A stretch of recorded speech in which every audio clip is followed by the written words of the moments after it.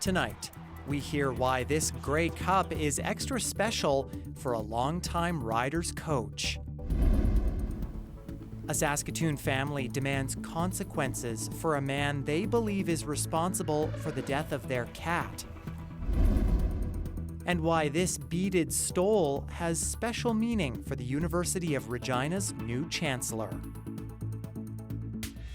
This is CBC Saskatchewan News.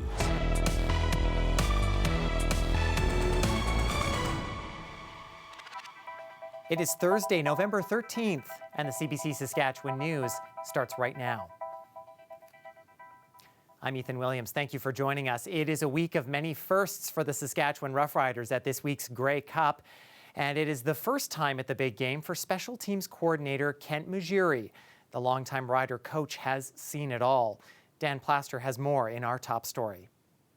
Saskatchewan Roughriders Special Teams Coordinator Kent Mugeri is a survivor. He was a part of the original staff hired by Chris Jones in 2016.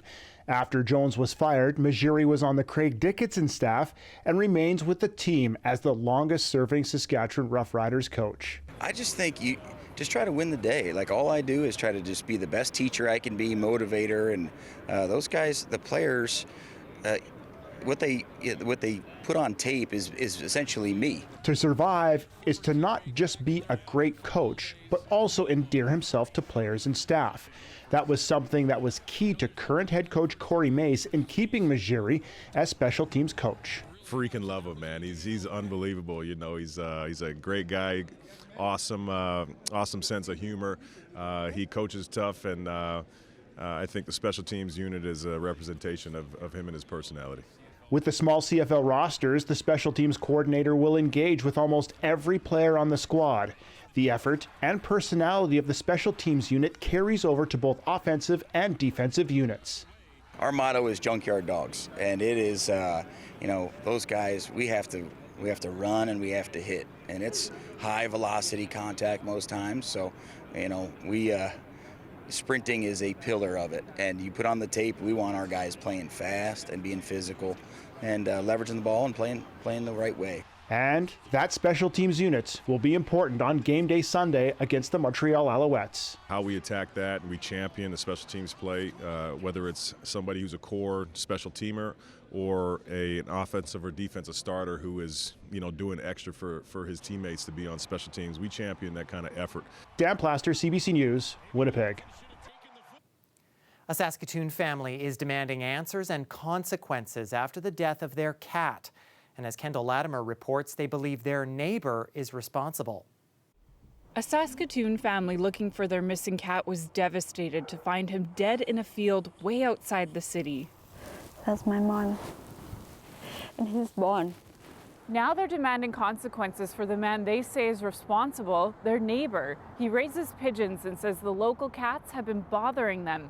It is against the Saskatoon bylaw to let your cats roam free. Normally we always try to keep him inside, but we have 2 dogs and we have a small kid. He's just 3 years old, so it's hard and more need, like an escape, expert. When Mun went missing, the air tag on his collar showed he was in a yard down the street. And I check again, I still see him there, and I feel worried. Something not right? He cannot stay there for, nearly 4 or 5 hours. Then Mun was on the move. The tracker showed him on a highway east of the city. It updated again, this time about a 30-minute drive from their home in a rural area. As they looked for Mun, they learned another cat named Tony went missing from their neighborhood a few months before. His owners found Tony alive in that same rural area. Mun was discovered dead, likely killed by wildlife. He's now buried in his family's backyard. He's a cat, but he's a family member, right? Every day I'm feeding him. The kid love him. He's got a name. He's my family member. And he was killed. I feel so bad. Mun's owners gathered evidence against the man they believe is responsible for trapping their cat and taking him out of the city. The man's name is John Steele. He told CBC that he is not responsible for what happened to Munn, but he did admit to being unhappy with cats. I've got pigeons here, and about a month ago or more, I went into my loft, opened the door, and a cat ran out.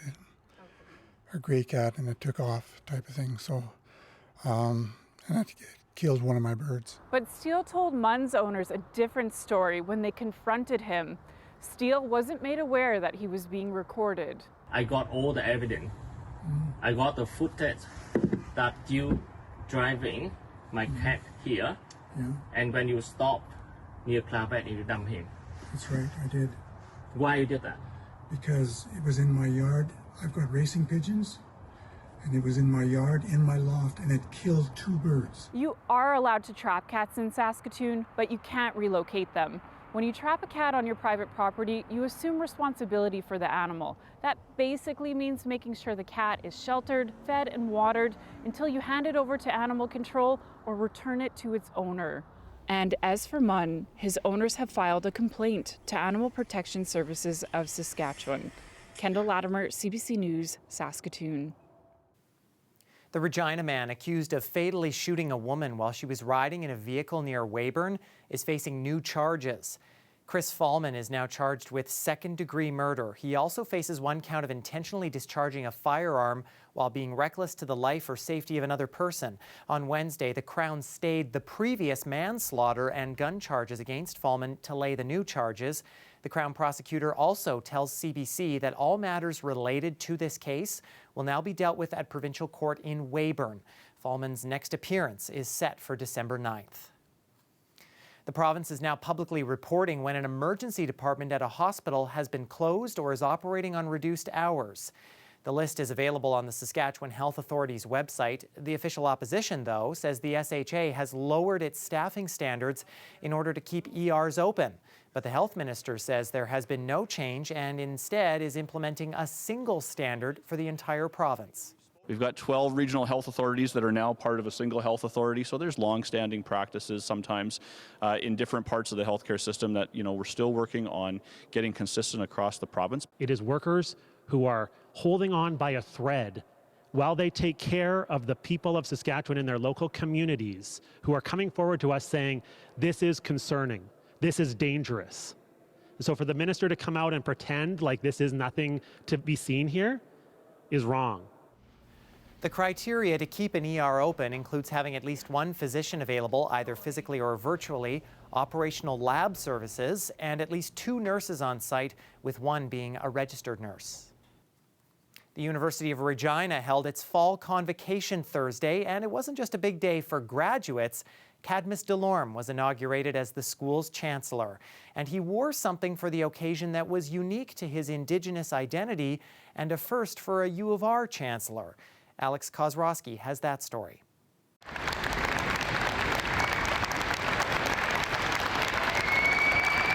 For Cadmus Delorme, this day is special. Not only was he inaugurated as the University of Regina's newest chancellor at Wednesday's convocation, he was also presented with a special hand-beaded stole. Previous chancellors have also donned a stole, a ceremonial sash that goes along with their robe. But this one reflects Delorme's Cree and Saulteaux heritage. At every convocation as the Chancellor, I am representing the University of Regina and all alumni, all 90,000, current students and future students. But I'm also sitting there as Cadmus, a First Nation person in this province and country that is a Chancellor now. The stole, along with a pair of moccasins, were made with the help of Delorme's close friend, Thomas Benjo, a talented beater. Benjo says the stole has a lot of personal influence. Learning to bead at just 9 years old, he was always encouraged to tell a story with his creations. Hopefully it does set a bit of a precedence now for others to think about these types of things and recognize how important our culture is to the things that we do and how we carry ourselves. Each flower on one side of the stole represents a person in Delorme's life. The other side symbolizes his academic journey and the work he put into reaching this point. To know that my brother did this just shows, how talented, our people are, but, just how you help one another and cherish one another's moments, and this is a moment I'll never forget. And he says the flowers representing his wife and children being placed over his heart makes it fit just right. Alex Kozrowski, CBC News, Regina. Well, these snow plows may not be needed right now, but the city of Regina says they are ready to go when the snow flies. The city has more than 130 staff and contractors who will be part of its winter maintenance team this winter. And new this year, you can actually track snow plowing progress on an interactive map, which the city is still working on and will be live soon. But it doesn't look like you'll need to use that map right away. Weather specialist Mickey Wolf brings us our warm forecast, for some of us at least, when we come back. Stay with us.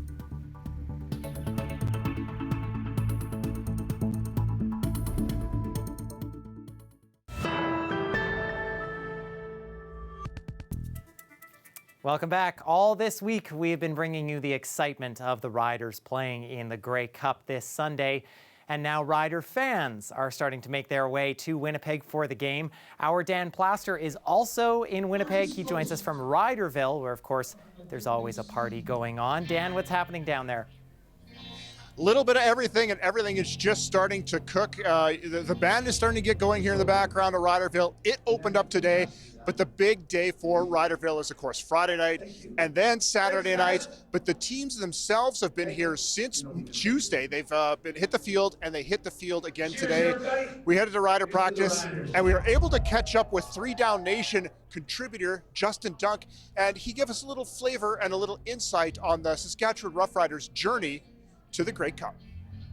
I think the best way to summarize the Riders' season is expectation. Last year, going into the West Final in Winnipeg, there was this storm the castle mentality, Corey Mace said. It wasn't like it was expected, but in 2025, this is what's been expected from the Riders group that are mostly together for a second straight year. They've been the best team in the Canadian Football League all season long, and I think the expectation from the green and white is that they're going to come in on Sunday and win the Grey Cup. And what are those things that they really have to do to be successful, to finally get over the hump with this group of players?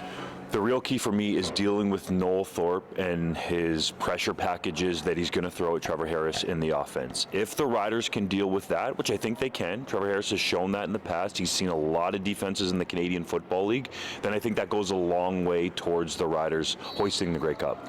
I know we have to mention them, but tell me a little bit about this Montreal Alouettes team led by quarterback Davis Alexander. He's the key. When he plays, start to finish, they're undefeated, 13-0 in his career. One of those wins came against the Riders technically because the other one was a comeback game that he didn't get credit for, so he could potentially be 14-0. But everybody's going to be looking at that left hamstring. If he is not 100% as a runner, that changes the complexion of this game for Montreal. And one thing that isn't going to be a problem is the weather. We've both been to a lot of Grey Cup. How awesome is this? It's spectacular. This might be the best weather Grey Cup that I've been to in over a decade covering the Canadian Football League. And this is what Stuart Johnston wants, right? The Grey Cup in 2027 is going to be the earliest ever in Regina. And it feels like if this kind of weather continues, and the commission will be pretty happy. I can't let you go without talking about the Mitchell Bowl. University of Saskatchewan Huskies, Queens Golden Gales. We all know about the Huskies. You've been out east a lot. Tell me about Queens. Queens on offense has the triplets that the Huskies are going to be focusing on stopping. That would be quarterback Alex Vrikin, running back Jared Cesare, who signed a free agent CFL contract last year, and receiver Nathan Falcone. I really believe if you can make them one-dimensional, shut down the run game, because Cesare is such a big part of that offense, that the Huskies will have a great chance to win the football game. On defense for Queens, look out for linebacker Justin Pace. He is a CFL prospect. Guy flies around, makes a bunch of plays. So Dan, as for the Grey Cup, what can we look forward to for the rest of the week leading up to the big game? There's lots happening before the big game, of course. So tonight, all the team rooms open here at the RBC Convention Center in downtown Winnipeg. All the practices and other things are happening out at out at the football stadium in the south part of the city. The Riders will practice again tomorrow and Saturday. It's a close practice for the Saskatchewan Roughriders tomorrow.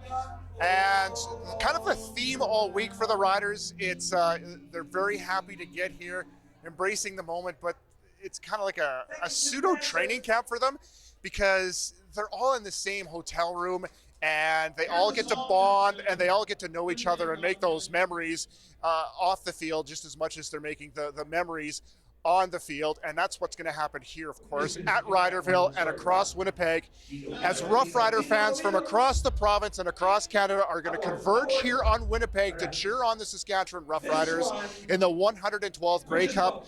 That is happening on Sunday. But of course, keep tuning in to CBC Saskatchewan, not just radio, web, television, everywhere, and we'll keep giving you as much Grey Cup coverage as we can give you. Okay, well, Dan, thank you so much. CBC's Dan Plaster out at Riderville in Winnipeg.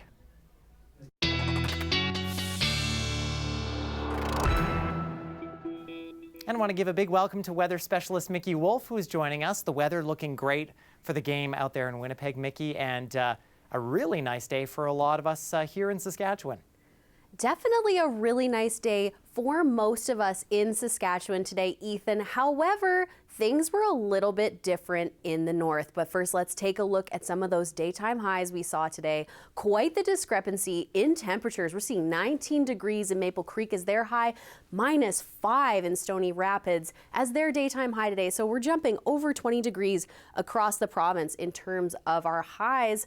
And looking at the skies tonight, we are seeing a little bit of that low pressure system coming in to the far north, a little bit of a clearer and cloudier sky in the south and central region. But let's get into that snow a little bit more in the north. We have a snow warning for Cree Lake, the South End area, Wollaston Lake, and Stony Rapids as well are going to see some heavy snowfall amounts. And zooming out a little bit so we can get a better look at that system, we're going to see that heavy snowfall hitting tonight, overnight around 2:30 a.m. We're going to have the heaviest part of that snow. It's going to linger around into tomorrow morning for folks in the far north. We're seeing a high pressure system coming into the south and central regions, so we'll definitely have clearer skies moving into Saturday and Sunday. Looking at those snowfall amounts, though, for the far north, we are going to see amounts up to 19, potentially a little bit more. The bulk of that's happening Friday, but we will see a little bit coming into the Churchill region as well by Sunday morning. For the south and central regions, though,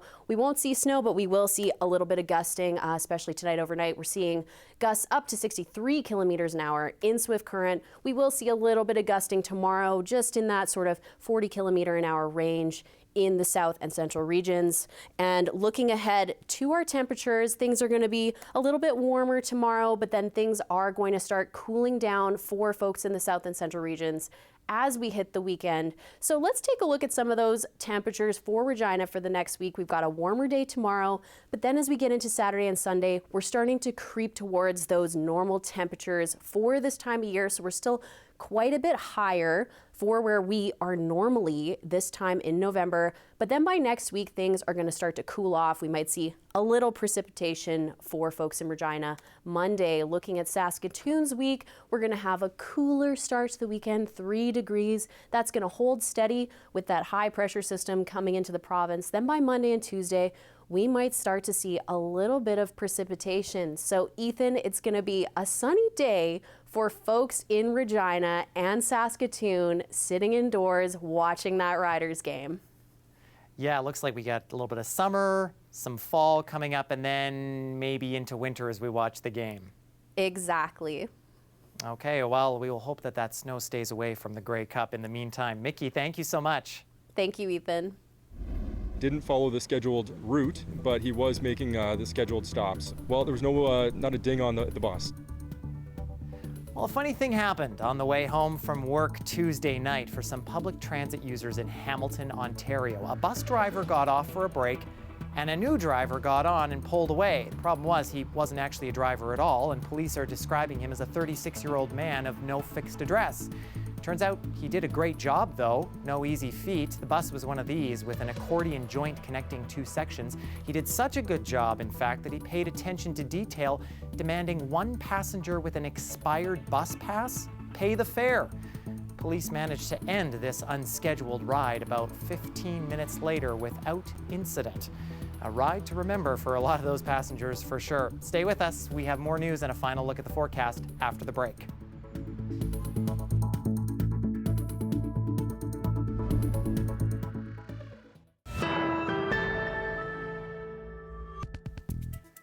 Prime Minister Mark Carney has announced his government's next group of major projects being recommended for fast-track approval. A new liquefied natural gas facility and electricity transmission line, both in northwestern BC, are among the latest initiatives.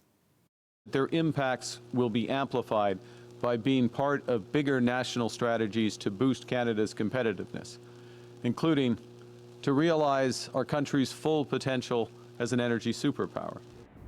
Other projects being submitted include a nickel mine in Ontario, a tungsten mine in New Brunswick, a graphite mine in Quebec, and a hydroelectric project in Iqaluit. No projects have been announced this time around for Saskatchewan, something NDP leader Carla Beck is disappointed with. This province is sitting on a pile of opportunity, and we can and we should play an outsized role in driving the future prosperity not only of this province, but of the entire country. Where are the projects that we need to support the creation of good-paying jobs and drive investment here in this province? Saskatchewan was part of Carney's first round of project announcements in September. That list included completion of the McIlvena Bay copper mine in the province's north.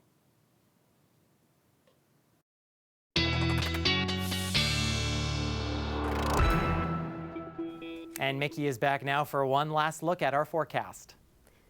We are going to see a little bit of a warmer day tomorrow, Ethan, but it's not going to be as balmy as it was today for folks in the south and central region. Let's take a look at some of these overnight temperatures. We're seeing a low of +8 in Val-Marie.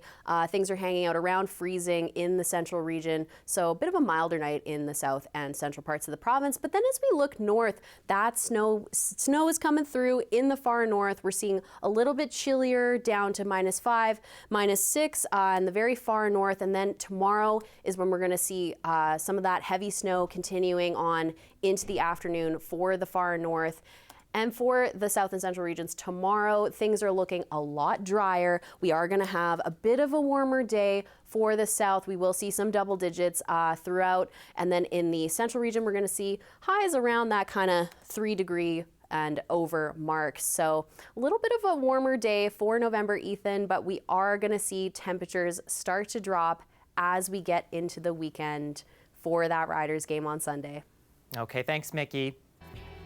And that is our news this Thursday. We leave you now with one last look at Riderville in Winnipeg.